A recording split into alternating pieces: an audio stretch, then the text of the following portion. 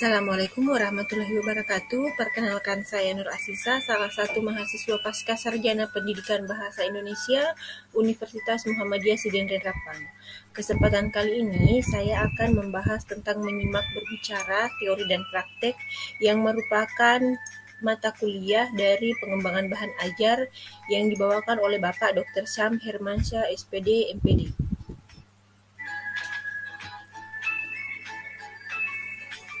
Keterampilan menyimak dan berbicara diperlukan dalam berbagai situasi sehingga keterampilan menjadi bagian dari pembelajaran di setiap jenjang pendidikan.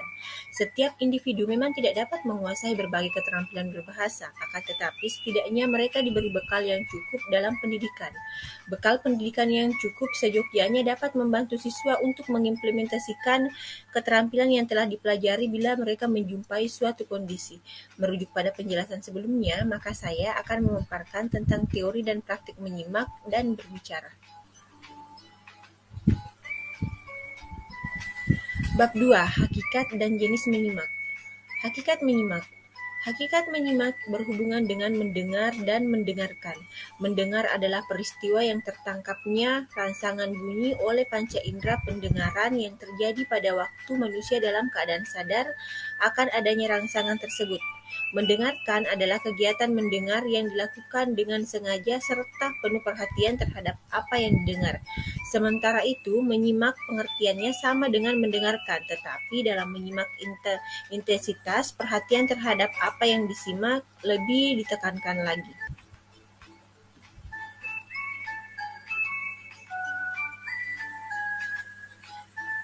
Keterampilan menyimak adalah proses psikomotorik untuk menerima gelombang suara melalui telinga dan mengirimkan impuls ke otak. Proses tersebut merupakan suatu permulaan dari suatu proses interaktif ketika otak berinteraksi terhadap impuls untuk mengirimkan sejumlah mekanisme kognitif dan afektif yang berbeda. Meningkatkan keterampilan menyimak berarti pula dapat membantu meningkatkan kualitas berbicara individu. Kegiatan menyimak dapat dijadikan sebagai sarana belajar untuk mendapatkan pengetahuan dari hasil yang didengar dari berbagai sarana keterampilan berkomunikasi untuk mengungkapkan ide atau gagasan kepada orang lain dengan lancar dan tepat. Ini menurut Tarigan pada tahun 2015.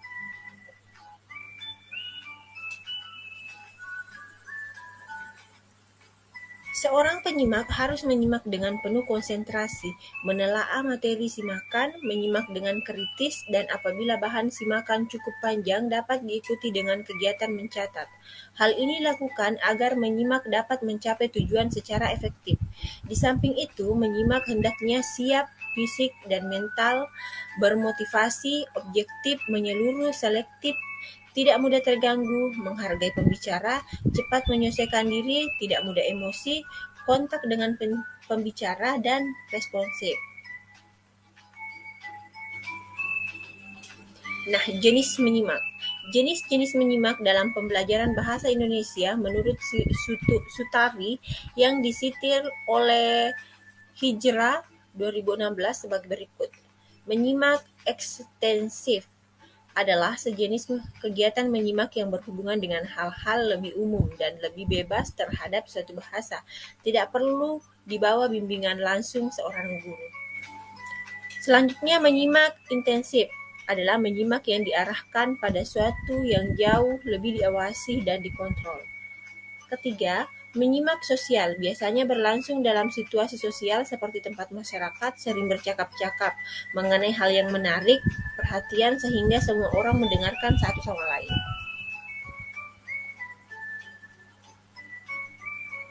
Selanjutnya, menyimak sekunder adalah jenis kegiatan menyimak secara kebetulan dan secara ekstensif. Menyimak estetik disebut juga menyimak apresiatif atau disebut juga terakhir dari kegiatan menyimak secara kebetulan dan termasuk ke dalam menyimak ekstensif. Menyimak kritis. Siswa melakukan menyimak secara kritis untuk memperoleh kebenaran suatu informasi. Menyimak kritis digunakan oleh siswa untuk menangkap semua informasi yang diberikan oleh guru di semua mata pelajaran.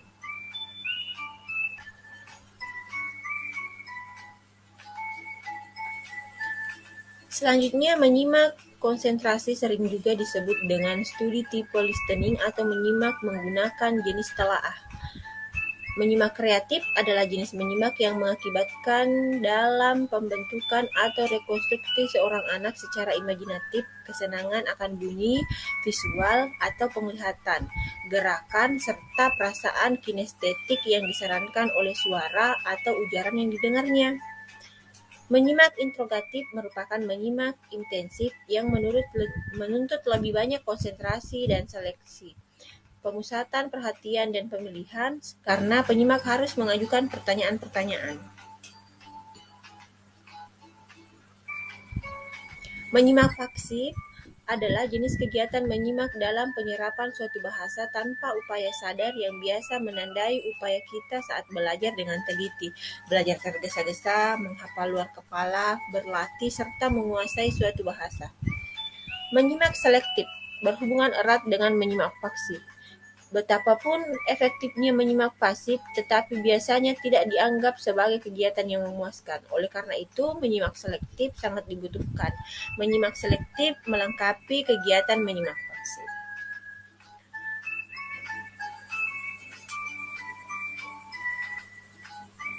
Kita beralih ke bab berikutnya, tujuan dan manfaat menyimak. Kita identifikasi dulu ya. Menyimak adalah keterampilan untuk memahami dan menafsirkan pesan yang disampaikan secara lisan oleh orang lain. Menyimak merupakan suatu faktor yang penting dalam kehidupan manusia, karena melalui kegiatan menyimak, setiap individu dapat memahami berbagai informasi yang disampaikan dalam kehidupan sehari-hari. Proses menyimak merupakan kegiatan yang direncanakan untuk mencapai suatu tujuan tertentu.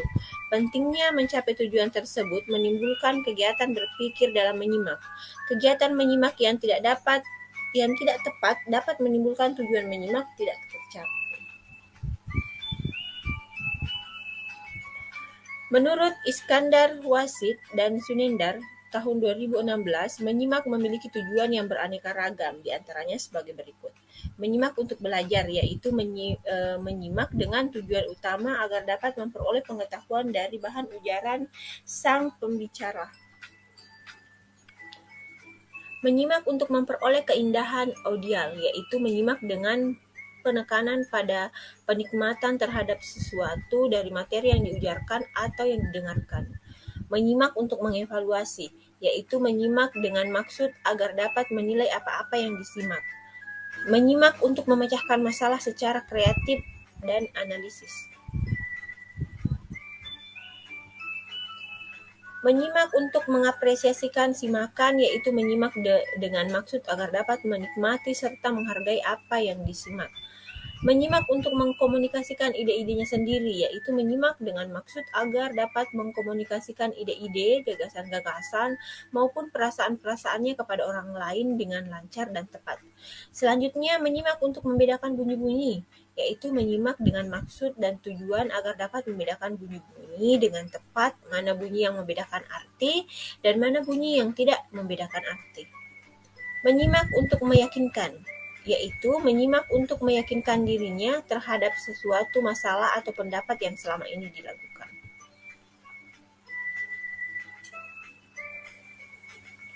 Adapun Hamid 2015 memaparkan bahwa tujuan menyimak terbagi menjadi dua, yaitu tujuan umum dan menyimak kritis. Tujuan menyimak umum diantaranya sebagai berikut.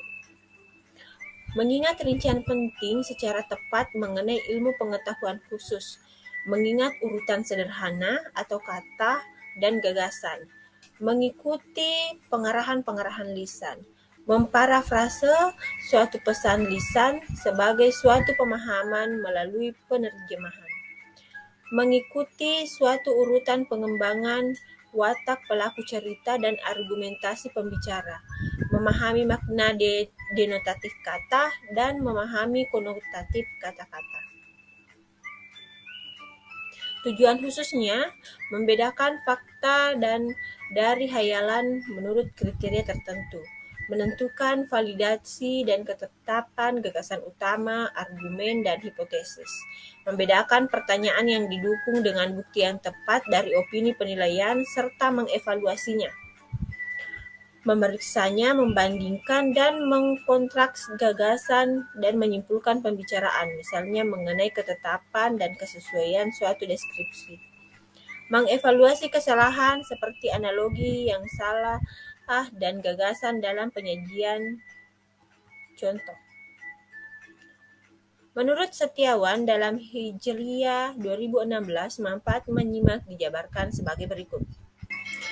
Manfaat menyimak, menambah ilmu pengetahuan dan pengalaman hidup yang berharga bagi kemanusiaan, sebab menyimak memiliki nilai informatif, yaitu memberikan masukan-masukan tertentu yang menjadikan kita lebih berpengalaman, meningkatkan intelektualitas serta memperdalam penghayatan keilmuan dan kansana ilmu, memperkaya kosakata, menambah pembendaharaan ungkapan yang tepat, bermutu, dan puitis.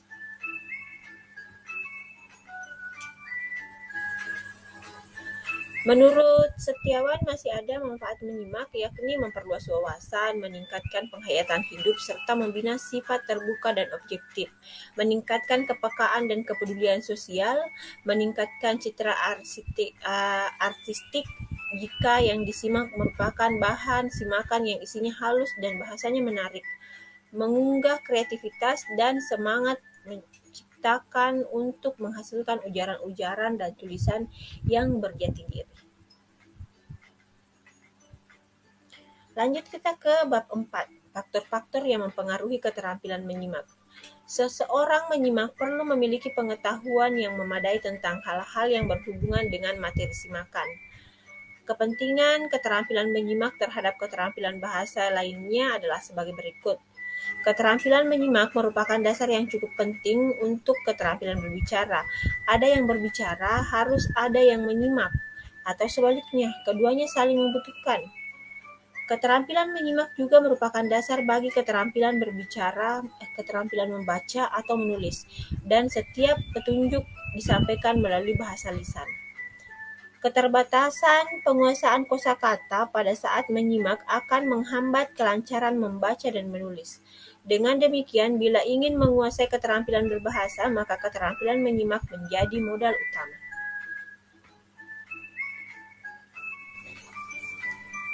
Keterampilan menyimak tidak bisa lepas begitu saja dengan faktor yang mempengaruhinya. Oleh sebab itu, guru perlu mengerti dan memahami tentang faktor-faktor yang sangat berpengaruh pada keterampilan menyimak. Berbagai faktor yang dapat mempengaruhi kegiatan menyimak diantaranya fisik, psikologis, pengalaman, sikap, motivasi, dan lingkungan. Pembicara, orang yang menyampaikan pembicaraan, ide, pesan, informasi kepada penyimak melalui bahasa lisan. Berikut ini sejumlah faktor yang diharapkan muncul pada pembicara. Penguasaan materi, berbahasa baik dan benar, percaya diri, berbicara sistematis, gaya bicara menarik, kontrol dengan penyimak. Pembicaraan, materi, isi, pesan, atau informasi yang disampaikan oleh pembicara kepada penyimak. Pembicaraan yang menarik akan memenuhi hal-hal sebagai berikut. Pertama, aktual, kemudian berguna, dalam pusat minat penyimak, sistematis, dan seimbang. Situasi menyimak, sesuatu yang menyertai kegiatan menyimak di luar pembicaraan dan penyimak. Beberapa hal yang perlu diperhatikan dalam situasi menyimak sebagai berikut. Yang pertama, ruang. Kedua, waktu. Ketiga, suasana dan lingkungan. Yang terakhir adalah peralatan. Penyimak, orang yang mendengarkan dan memahami isi bahasa simakan yang disampaikan oleh pembicara dalam suatu peristiwa menyimak berlangsung. Beberapa hal yang berkaitan dengan penyimak adalah sebagai berikut. Kondisi, konsentrasi, bertujuan, minat, berkemampuan linguistik, berpengetahuan, dan berpengalaman luas. Kita beralih ke bab 5, praktik dan penilaian menyimak. Praktik menyimak. Apabila diperhatikan sebagai aktivitas yang dilakukan, akan selalu ada proses menyimak di dalamnya. Proses menyimak setiap individu mengenal konsep sebagai informasi, baik berupa ilmu pengetahuan maupun hal lain yang belum diketahui. Pembelajaran bahasa Indonesia di sekolah menuntut siswa agar mampu berkomunikasi dengan baik dan benar, baik secara lisan maupun tulisan. Bahasa Indonesia yang dipelajari siswa di sekolah diharapkan mampu meningkatkan keterampilan berbahasanya. Di antara 4 aspek keterampilan berbahasa yang diajarkan di sekolah, keterampilan menyimak merupakan keterampilan yang berada dalam urutan pertama yang harus diketahui atau dilalui. Setelah itu diikuti dengan keterampilan berbicara, membaca, dan menulis.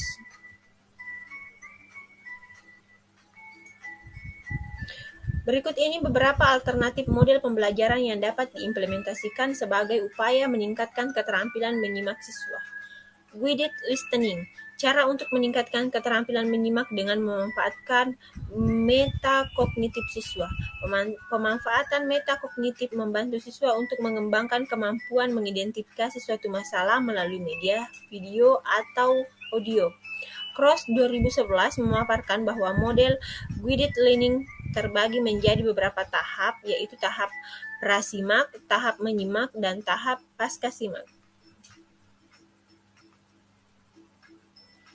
Selanjutnya, Review Study Verbalized Review atau RSVP. Menurut Catlin dalam Rahayu 2017, model RSVP adalah model membaca yang dimulai dari mengulang, mengkaji, mengatakan, dan menyelidiki suatu teks yang dibaca. Langkah-langkah model RSVP diajarkan sebagai berikut, yaitu mengulangi, mengkaji, mengatakan, dan mereview. Model selanjutnya yakni Direct Learning Thinking Activity, bertujuan untuk mengembangkan keterampilan siswa dalam menjelaskan tujuan menyimak, memahami informasi, membahas informasi simakan berdasarkan tujuan menyimak, serta menyimpulkan isi simakan yang telah dibahas. Model DLTA terbagi menjadi 3 tahap, yaitu tahap prasimak, tahap menyimak, dan tahap pascasimak. Know Want to Learning dikembangkan oleh Ogle dalam Abidin 2015 pada halaman 115 untuk membantu guru menghidupkan latar belakang pengetahuan dan minat siswa pada suatu topik. Model KLW melibatkan 3 langkah dasar yang menuntun siswa untuk memahami materi simakan. 3 langkah dasar dalam KLW terdiri dari berbagai keterampilan yang digunakan untuk meningkatkan keterampilan menyimak. Pemahaman siswa diantaranya curah pendapat, menentukan kategori dan organisasi ide, menyusun pertanyaan spesifik, dan mengecek hal-hal lain yang ingin diketahui siswa dari suatu simakan.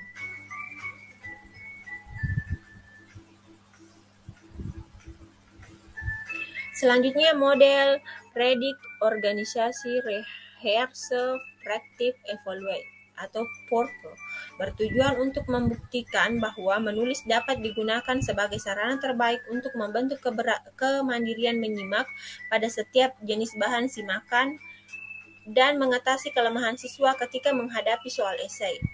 Tahapan pelaksanaan pembelajaran dengan menggunakan model PORPO adalah Predict, Organize, Rehearse, Practice, dan Evaluate.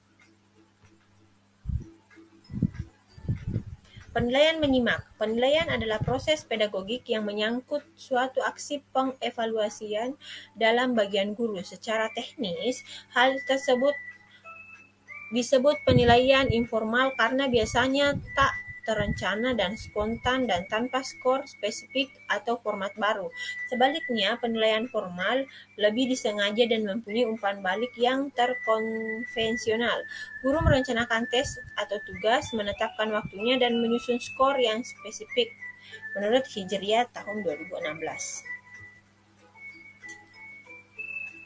Penilaian keterampilan menyimak dilakukan dari proses dan hasil pembelajaran. Penilaian proses pada kemampuan menyimak dilakukan oleh guru ketika pembelajaran menyimak sedang berlangsung. Guru harus merancang model instrumen penilaian, sedangkan dalam penilaian hasil diperoleh dari hasil simakan siswa yang berupa jawaban-jawaban terhadap pertanyaan yang diberikan oleh guru. Penilaian hasil dapat diperoleh dari tes, Tes pada kemampuan menyimak bertujuan untuk mengukur kemampuan siswa dalam menangkap dan memahami informasi yang terkadang dalam wacana yang diterima melalui saluran pendengaran.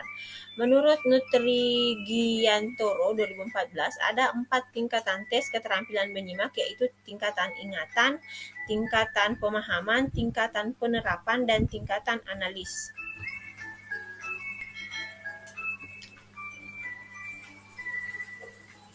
Nah, kita sampai di bab terakhir. Bab 6, rancangan pembelajaran menyimak.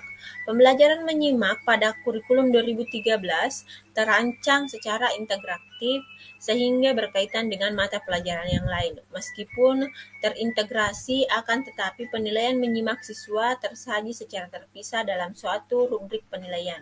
Dalam konteks kurikulum 2013, meskipun langkah pembelajaran sudah tercantum dalam buku guru dan siswa, guru tetap dapat mengintegrasikan model pembelajaran dalam langkah pembelajaran. Berikut penulis uraikan susunan rancangan pembelajaran menyimak dalam kurikulum 2013. Langkah pertama yakni menentukan kompetensi inti atau KI. Kemudian langkah kedua menentukan kompetensi dasar. Langkah ketiga menentukan indikator. Langkah keempat menentukan tujuan pembelajaran khusus. Langkah kelima menentukan model pembelajaran. Langkah keenam menentukan metode pembelajaran. Langkah ketujuh menentukan media pembelajaran. Langkah kedelapan menyusun kegiatan pembelajaran. Dan yang terakhir langkah kesembilan menentukan evaluasi dan penilaian pembelajaran. Terima kasih. Mungkin cukup yang dapat saya paparkan pada kesempatan kali ini. Untuk lebih jelasnya, mungkin Bapak, Ibu, teman-teman, dan adik-adik mahasiswa lainnya bisa membaca materi ini pada buku Menyimak Berbicara Teori dan Praktek oleh Bapak Dr. Sam Hermansyah, SPD, MPD. Lebih dan kurangnya mohon dimaafkan. Assalamualaikum warahmatullahi wabarakatuh.